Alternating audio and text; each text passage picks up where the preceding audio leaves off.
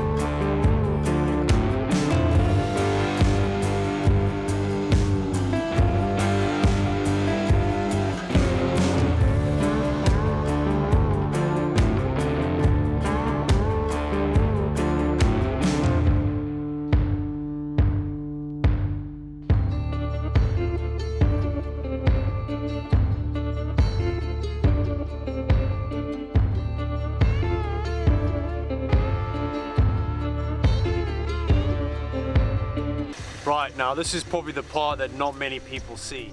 So behind me is a large body of water, and I was filming there earlier today, getting all the shots of the ranger guys coming through, and I lost the GoPro. So I had to wait to finish the day off. Obviously the day needs to go on, get everything done, make sure all the time's done, prize giving, all that kind of stuff, and I've had to race back home, go and get a rake, and hopefully I'm going to fish out my GoPro out of the water.